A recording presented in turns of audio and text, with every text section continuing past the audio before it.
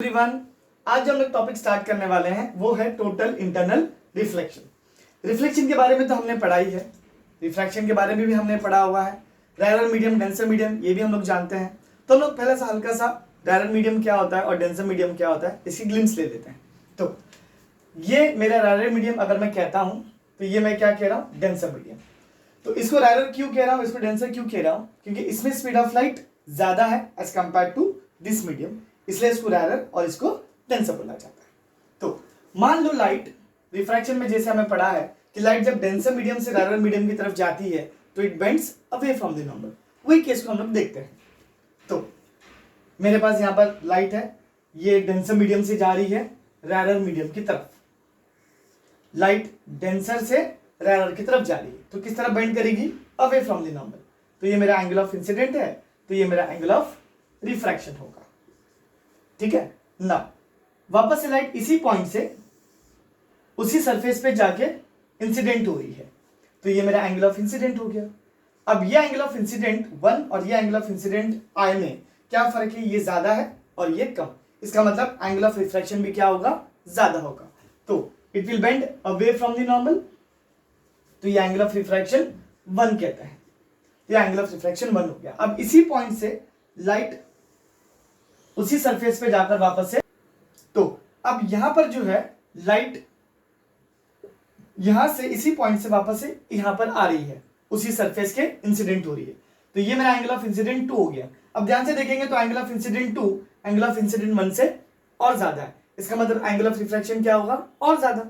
तो अभी light bend करके कहां पर जाएगी, ये जा रही है सरफेस से।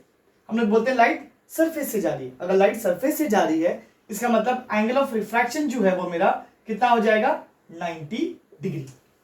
तो जिस एंगल ऑफ इंसिडेंट पे एंगल ऑफ रिफ्रैक्शन 90 डिग्री हो जाए, उस एंगल ऑफ इंसिडेंट को हम लोग क्या बोलते हैं, क्रिटिकल एंगल। तो ये मेरा जो हो जाएगा इसको क्या बोलेंगे, क्रिटिकल एंगल।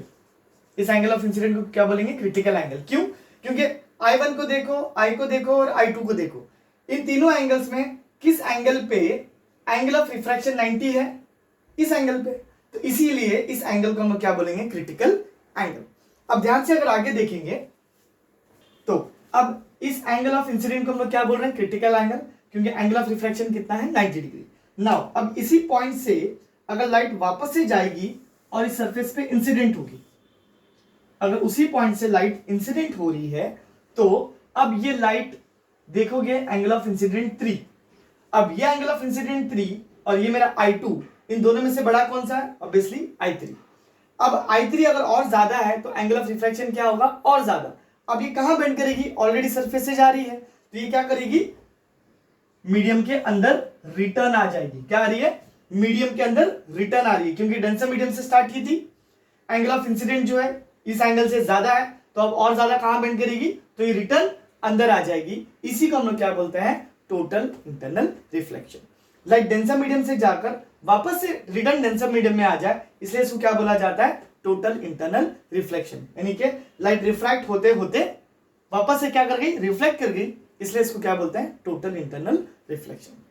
यहां तक समझ में आया ना। अभी हम लोग ने देखा कि लाइट क्या कर रही है, रिफ्रैक्ट कर रही है, लेकिन एक्चुअली वो डेंसर मीडियम में इतना ज्यादा रिफ्रैक्ट कर रही है कि वापस से वो रिटर्न डेंसर मीडियम में आ जा रही है, इसलिए इसको क्या बोलते हैं, टोटल इंटरनल रिफ्लेक्शन। अब कंडीशंस क्या होनी चाहिए टोटल इंटरनल रिफ्लेक्शन के लिए, ध्यान से देख ले। सबसे पहली कंडीशन जो होती है, लाइट डेंसर से रायरल की तरफ जानी चाहिए, यानी कि लाइट डेंसर मीडियम से रायरल मीडियम की तरफ जानी चाहिए।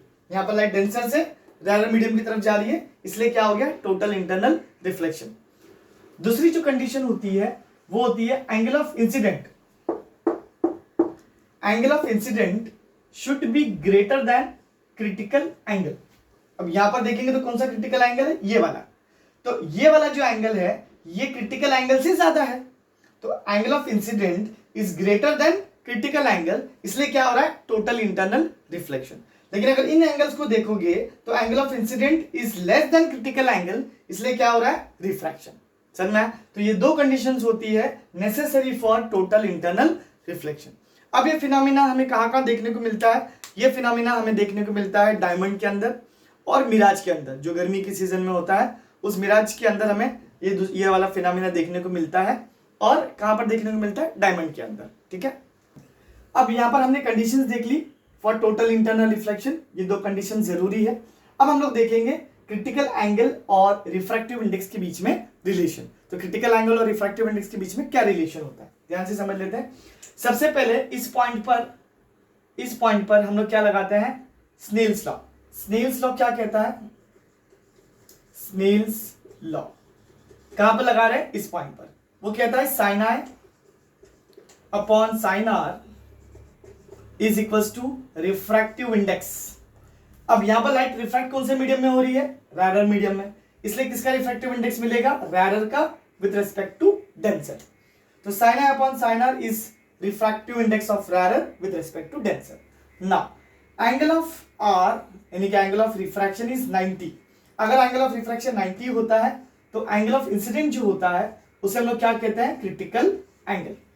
एंगल ऑफ इंसिडेंट को क्या कहते हैं? Critical angle.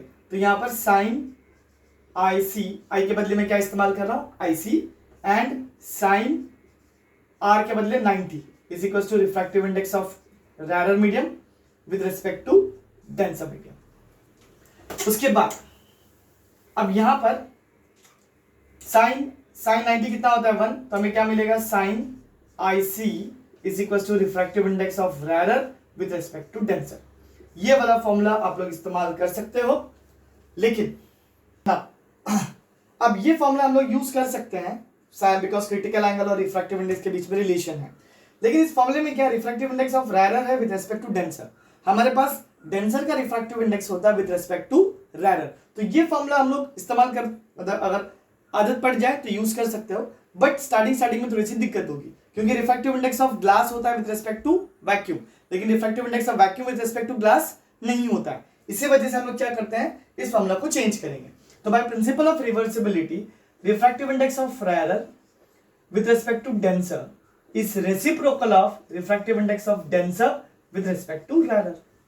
तो यानी कि मुझे रिफ्रैक्टिव इंडेक्स और with respect to the reciprocal में लिखना है, तो 1 upon refractive index of denser with respect to rarer मैं लिख सकता हूं। तो यहां पर sine i c is equals to refractive index of are with respect to denser है, उसको क्या करना है? रिवर्स में लिखना है। तो 1 upon refractive index of denser with respect to rarer. This is the formula for critical angle. अब मुझे आई सी चाहिए, तो sine inverse of 1 upon refractive index of denser with respect to rarer. ये आ गया मेरे पास मेरा main formula. This is the relation between critical angle and refractive index. यहां तक क्लियर है? नेक्स्ट आगे चलते हैं ना। अब हम लोग बात करते हैं एप्लीकेशंस की, मतलब ऐसे न्यूमेरिकल्स कभी कभी पूछते हैं कि मान लो ये मेरे पास एक प्रिज्म है, प्रिज्म ए बी सी।